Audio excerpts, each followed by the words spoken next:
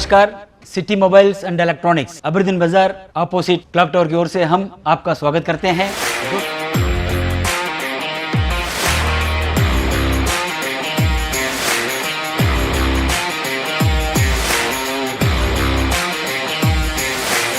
जब अगर आपको टीवी खरीदना है या अगर आपको मोबाइल खरीदना है या अगर आपको कोई भी एक्सेसरीज खरीदना है तो जरूर आप याद रखिएगा city mobiles and electronics Aberdeen बाजार।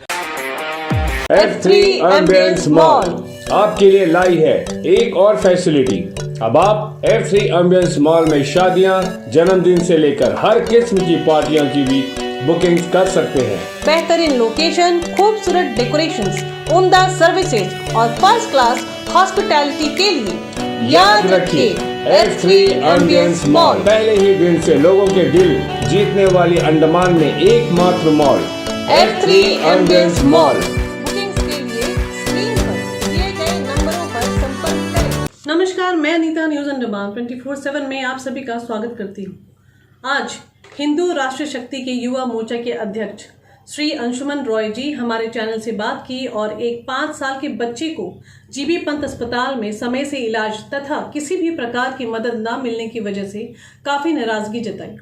आखिर क्यों हमारे जीबी पंत अस्पताल में जरूरत के उपकरण मुहैया नहीं कराई जाती, क्यों स्पेशलाइज्ड डॉक्टर्स की कमी है, क्यों डॉक्टर्स पेशेंट्स को समय पर रेफर नहीं करते, इन सब विषयों पर चर्चा करते हुए हमारे रिपोर्टर यामिन जी और अंशुमन जी की बातें सुनते हैं। नमस्कार, मैं यामिन न्यूज़ अंडमान 24/7 में आप सभी का स्वागत करता हूं। जीबी पंत गोविंद वल्लभ पंत अस्पताल जो हमारे अंडमान निकोबार पोर्ट ब्लेयर में है, इसको लेकर आए दिन हम बहुत सारी चर्चाएं सुनते रहते हैं। सोशल मीडिया आजकल इतनी एक्टिव है कि यहाँ पे अगर एक तिनका भी हिलता है तो तमाम लोगों को इसकी जानकारी लग जाती है।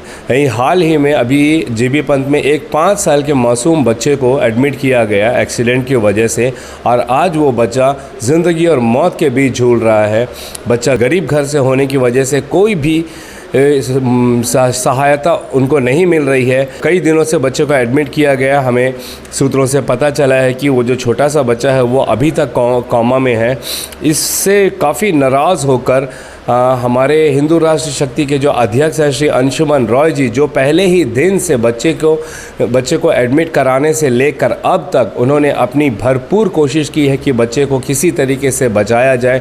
जो भी सहायता उनको प्रदान कर सके उसके लिए वे काफ़ी हाथ पैर मार चुके हैं, मगर अब वे काफ़ी असहाय महसूस कर रहे हैं। मामूली से एक्सीडेंट से अगर एक बच्चे की जान चली जाती है, अंशुमन रॉय जी का कहना है, और बेशक सही भी कह रहे हैं कि ये हम लोगों की लाचारी को दिखाती है। हुए बच्चे को हम लोग अगर नहीं बचा पाए तो ये हमारे हेल्थ सर्विसेज, हमारे प्रशासन पर बहुत बड़ा सवालिया निशान उठता है। इन्हीं बातों को लेकर हम आज फिर आए हैं अंशुमन रॉय जी से बात करने के लिए। चलिए उन्हीं की ज़ुबानी हम जानते हैं कि उन्हें इस पूरे मामले में क्या कहना है। नमस्कार सर। नमस्कार यामिन भाई। जैसे कि हम समय समय पर हमारे आइलैंड के हेल्थ इश्यूज़ को लेकर सामने आते हैं और इस हेल्थ सेक्टर को हम लोग बहुत सीरियसली लिए हैं, क्योंकि हमारे इस द्वीप समूह में बाकी सब तो हम लोग एडजस्ट कर सकते हैं, लेकिन एक हेल्थ सेक्टर ऐसा एक जगह है जहाँ पे अमीर हो, गरीब हो, कोई भी तबके के लोग हो, उनको हॉस्पिटल में आना पड़ता है, उनको अपना ट्रीटमेंट कराना पड़ता है। और सबसे बड़ा बात यह है कि majority of Islanders GB Pant hospital का डिपेंडेंट रहते हैं, और इसी जगह पर, जो कि एक ऐसा जगह है जहाँ पे इंसान जिएगा या मरेगा उसका डिसीजन होता है। और खैर मुझे ये भी पता है कि जन्म और मृत्यु जो है वो कोई भी इंसान के हाथ में नहीं रहता है, लेकिन हाँ, हम इतना एडवांस हो चुके हैं, हम इतना टेक्नोलॉजिकली आगे बढ़ चुके हैं कि एक जान को जितना हो सके हम लोग गंवाने से रोक सके। जो ट्रीटमेंट मेनलैंड में जाके होता है वही treatment Andaman and Nicobar island में क्यों नहीं मुहैया कराया जा सकता है। फॉर एग्जांपल, जैसा कि अभी यामिन भाई ने कहा, उनके जो क्वेश्चंस है ये बहुत ही वैलिड है कि 5 साल का एक बच्चा जो कि थोड़ा गरीब फैमिली से है, उनका एक एक्सीडेंट हुआ था जिसमें गाड़ी आके उनको जो है डैश किया था, और ये किसका गलती है, क्या है, नहीं है, ये तो इन्वेस्टिगेशन का बात है। लेकिन वो पार्ट को अलग रखते हुए जब ये बच्चा पेशेंट बन के हॉस्पिटल में आया है तो ये हॉस्पिटल डॉक्टर्स और हॉस्पिटल मैनेजमेंट का फर्स्ट प्रायोरिटी बनता है कि उनका जान का बचाव किया जाए। और वो कैसे किया जाएगा, उसके लिए जो भी टेक्नोलॉजीज़ और जो भी इक्विपमेंट्स चाहिए वो अवेलेबल होना चाहिए हॉस्पिटल में या नहीं, ये आप खुद तय करिएगा। जैसे कि मेरे पास कुछ पॉइंट्स है जो हम जो मुहिम चला रहे हैं उसके अंतर्गत तो आता ही है, लेकिन मैं अलग से आज मैं इस पॉइंट्स को उजागर कर रहा हूं जो कि फास्ट ट्रैक में जीबी पंत हॉस्पिटल हो या कोई भी हॉस्पिटल हो वहां पे इस चीज़ों का ध्यान रखा जाए।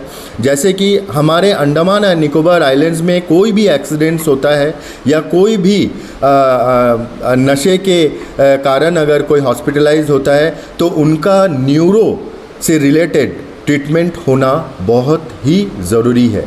न्यूरो प्रॉब्लम या न्यूरो सर्जरीज़ या न्यूरो का जो भी इश्यूज़ है उसका समाधान अंडमान एंड निकोबार आइलैंड में फर्स्ट प्रायोरिटी में किया जाना चाहिए। जैसे कि हम जानते हैं कि सर का इंजरी जो है इसका treatment Andaman and Nicobar island में उस लेवल में नहीं हो पाता है due to the lack of equipments, lack of operation materials and technologies. जैसे कि इस बच्चे का जो बात यामीन भाई ने कहा है कि 5 साल का बच्चा का जो है सर में चोट लगा था, उनका प्रॉब्लम यह है कि ब्रेन का बीच से एकदम सेंटर ऑफ द ब्रेन से ब्लीडिंग हो रहा है।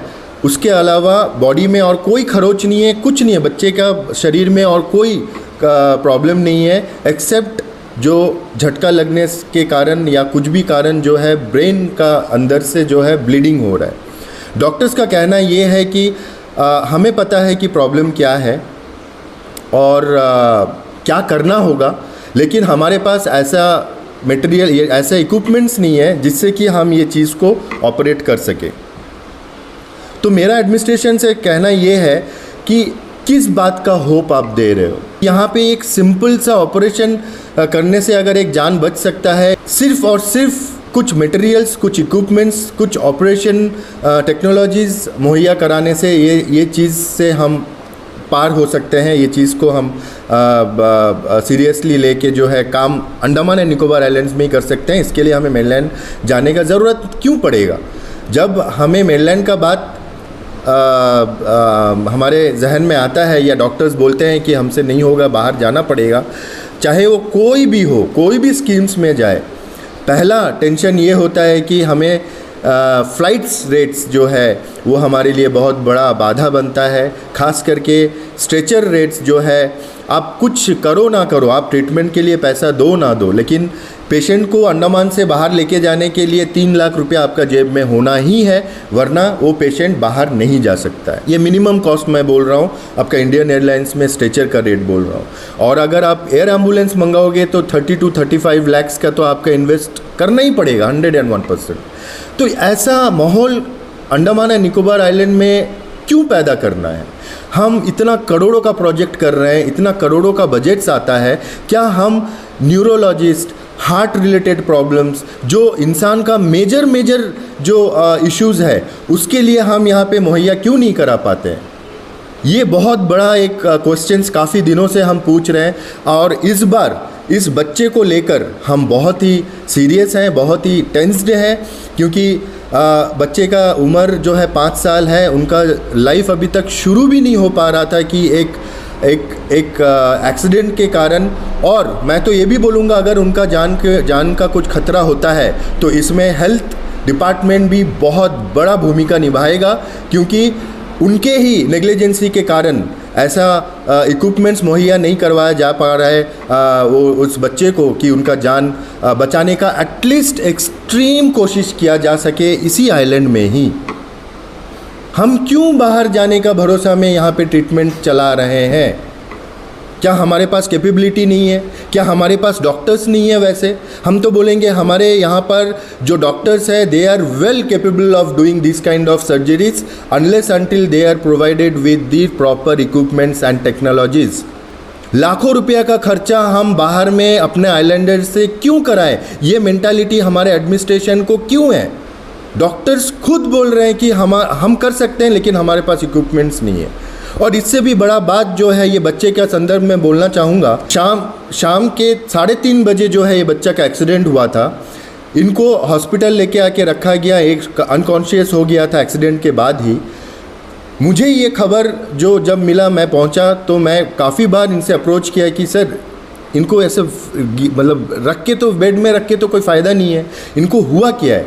तो इनके लिए सिटी स्कैन करना पड़ेगा, लेकिन सिटी स्कैन जो है जीबी पंत हॉस्पिटल में due to some technical reason जो है नहीं चला पा रहे हैं, नहीं कर पा रहे। ठीक है, होता है, मशीनरी है, कुछ ना कुछ प्रॉब्लम होता है, वी अंडरस्टैंड दैट। लेकिन मेरा क्वेश्चन ये है, अगर जीबी पंत में मशीन ख़राब है, प्रूवन है, इसका मतलब क्या है? वो मशीन जब ठीक होगा तभी वो स्कैन होगा और वो पेशेंट को तब तक बेड में लेटाया जाएगा। डॉक्टर से बात करने से बोलता है कि we don't have any rights to send them and tell them कि ये फलाना डॉक्टर फलाना क्लिनिक में जाके आप सिटी स्कैन कराओ, फलाना जगह जाके आप कराओ, इसका कॉस्ट इतना होगा, आप वहाँ पे दो। देखिए, ये सब थॉट प्रोसेस के ऊपर में है। अगर आप अपना जॉब और अपना प्रोफेशन को बचाने के लिए एक जान को भी आप नेगलेक्ट कर सकते हो, तो इससे बड़ा दुर्भाग्य के बाद अंडमान एंड निकोबार आइलैंड में और हो ही नहीं सकता है। इस बात का हम स्मार्ट सिटी बना रहे हैं, हमारे पास हमको शर्म आना चाहिए ये सब बात बोलने से पहले कि हम एक छोटा सा बच्चा का जान नहीं बचा सकते हैं due to lack of instruments. यहाँ पे करोड़ों अरबों रुपया का लिकर आ सकता है, लेकिन लाख रुपया का इक्विपमेंट्स और टेक्नोलॉजीज नहीं अवेल करा सकते। मैं किसी को भी पर्टिकुलरली नाम लेके या पॉइंट करके मैं बात करना नहीं चाहता हूँ। ये मेरा भी रिस्पॉन्सिबिलिटी है, ये हर एक आइलैंड्स का रिस्पॉन्सिबिलिटी है, आइलैंडर्स का रिस्पॉन्सिबिलिटी है और हर एक एडमिनिस्ट्रेटिव ऑफिसर्स का रिस्पॉन्सिबिलिटी है, भले वो पियोन हो और भले वो टॉप लेवल के ऑफिसर्स हो। ये सबका फर्स्ट प्रायोरिटी बनता है कि जब एक पेशेंट के लिए हम कुछ भी सोचते हैं, कुछ भी बेसिक सजेशंस हमारे डॉक्टर्स के तरफ से आता है, तो वो चीज़ का अवेलेबिलिटी हमारे हॉस्पिटल्स में होना चाहिए। जैसा कि इमीडिएटली जो है neuro surgery equipments for major surgeries जो है अंडमान एंड निकोबार आइलैंड के हेल्थ सेक्टर में मुहैया कराया जाए। और मैं ये क्लियरली बोलना चाहूँगा कि हम अभी जो पॉइंट्स आपको बोलेंगे, ये पॉइंट्स जितने जल्दी हो सके मुहैया कराया जाए, वरना बहुत जल्द आने वाले दिनों में हम ऐसा मुहिम फिर से शुरू करेंगे कि अभी कोई शांति से कोई मुहिम नहीं होगा। अब तक हमको ये कंफर्मेशन नहीं होगा कि ये पॉइंट सॉल्व हो गया है, तब तक वो मुहिम चलेगा। ये मैं आपके न्यूज़ इस मीडिया के द्वारा मैं आप सबको बोलना चाहूँगा। एक पेशेंट को द बेस्ट ट्रीटमेंट देने के लिए बाहर लेके जाना पड़ता है और तभी ये एहसास होता है कि हम वाकई में आइलैंड में रहते हैं, हम मेनलैंड में नहीं रहते। ये आइलैंड और मेनलैंड, मोदी जी का जो कहना था, ये बहुत रेस्पेक्टफुल है और बहुत ही सपोर्टिव है हमको ये एहसास देने के लिए कि वी शुड नॉट वरी। ये मेनलैंड और आइलैंड में कोई डिफरेंस नहीं है, जो मेनलैंड में मिलेगा वो यहाँ भी मिलेगा, हमको कोई डिफ्रेंशिएट नज़र नहीं आएगा। लेकिन क्या मोदी जी और पब्लिक के बीच में जो ये चीज़ को साकार करेगा, जो ये चीज़ को हकीकत में लाएगा, वो क्या सोच रहे हैं? वो क्या वाकई में ये चीज़ को सोच रहे हैं कि ये मेनलैंड और आइलैंड का डिफ्रेंशिएट जो है इसको हम ख़त्म करेंगे? यहाँ पे डॉक्टर्स का भी एक इशू है कि यहाँ पे कुछ भी हो जाए, कुछ भी प्रोसेस हो जाए, यहाँ पे डॉक्टर्स कैसे डेडिकेटेडली आइलैंडर्स के लिए काम करेंगे? उनको यहाँ पे कुछ टर्म्स के लिए कॉन्ट्रैक्ट बेसिस में रखा जाता है। जो डॉक्टर्स वाकई में खुद से सोचता है कि हाँ मुझे ये आइलैंडर्स के लिए कुछ करना है, वो अपना डेडिकेशन के साथ में, भले ही उनके ऊपर कोई भी टेंशन्स आए, उनको रिवार्ड ना किया जाए, उनको अप्रिशिएट ना किया जाए, उनको एक ऐसा फील किया जाए कि हाँ आपके वजह से आइलैंडर्स सेफ़ है, ये फील नहीं किया जाता है। उसके बावजूद भी वो अपना बेस्ट देकर जो है अपना अपने लिमिटेड रिसोर्स के साथ ही आइलैंडर्स को बचाने का कोशिश करते हैं। मेरा ये डिमांड रहेगा कि ऐसे डॉक्टर्स का टर्म्स जो है बढ़ाया जाए और उनका इम्पोर्टेंस जो है हमारे हेल्थ डिपार्टमेंट में रखा जाए और उनको वो सब मुहैया कराया जाए जिससे वो समझते हैं कि उनके पास में आने वाले पेशेंट्स जो है सेफ़ रहेंगे। यहाँ में मैंने कहा था कि ऐसे जैसे कि 5 साल का बच्चा है, ये ट्रॉमा रिलेटेड है, यहाँ पे एक ट्रॉमा सेंटर होना बहुत ज़रूरी है। जब हम इतने कुछ सोचते हैं, इतने बड़े बड़े वायदे करते हैं, इतने बड़ा लोग यहाँ पे आके बहुत कुछ बोलते हैं, क्या हम एक बेसिक चीज़ जो ट्रॉमा सेंटर है वो नहीं बना सकते? आपके पास अगर ट्रॉमा सेंटर का थिंकिंग है तो आपके साथ में ऐसे इश्यूज़ को लेकर भी इक्विपमेंट्स अवेलेबल रहेगा। ट्रॉमा सेंटर का मतलब ही वो है कि आप इसको कंट्रोल कर सकें, ऐसे ऑपरेशंस यहाँ पे कर सकें, ऐसे। और ये सब ऑपरेशन टाइम वेस्ट का बात नहीं है, ये सब operation with in a minute का बात है, जल्द से जल्द का बात है। वी कांट वेट एंड सी। हम ये नहीं बोल सकते हैं कि ठीक है मशीन ठीक होगा तब इनका ऑपरेशन होगा या डॉक्टर्स आएगा तब इनका ऑपरेशन होगा। नहीं, पूरा हेल्थ सिस्टम, पूरा टेक्नोलॉजीज़, पूरा IAS ऑफिसर्स का पढ़ाई, पूरा एजुकेशन, पूरा क्वालिफिकेशन इसी लिए होता है कि हम अपने मानव जाति को जितना फास्ट ट्रैक में बचा सके, जितना जल्दी हम इससे उभर के आ सके, उसके लिए ये डेवलपमेंट है, उसके लिए ये टेक्नोलॉजीज़ है।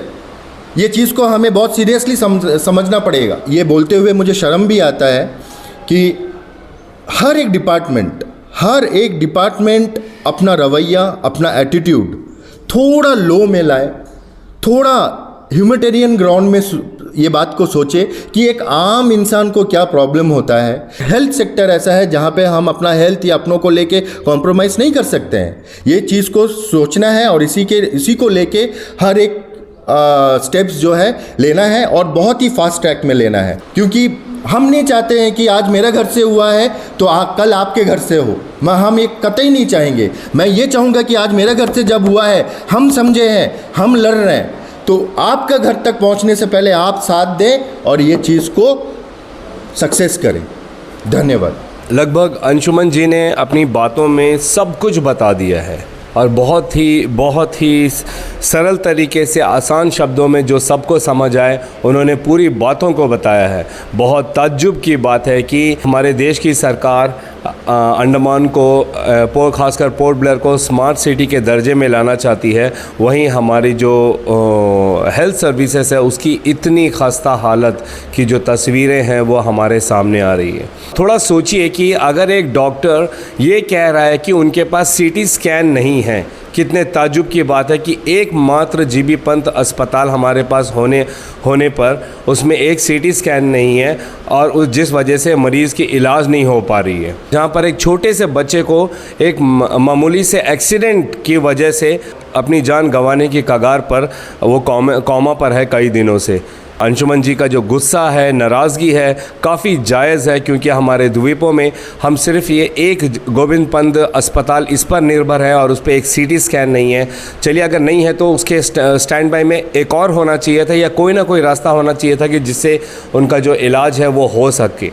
हम न्यूज़ अंडमान 24/7 की टीम भी काफ़ी परेशान है। अंडमान में जो स्वास्थ्य सेवा की जो खस्ता हालत है इसको लेकर हमने कई सारे एपिसोड्स भी चलाए हैं और हम भी ये मांग करते हैं कि हमारी जो प्रशासन है इस पर कृपया करके गौर करें।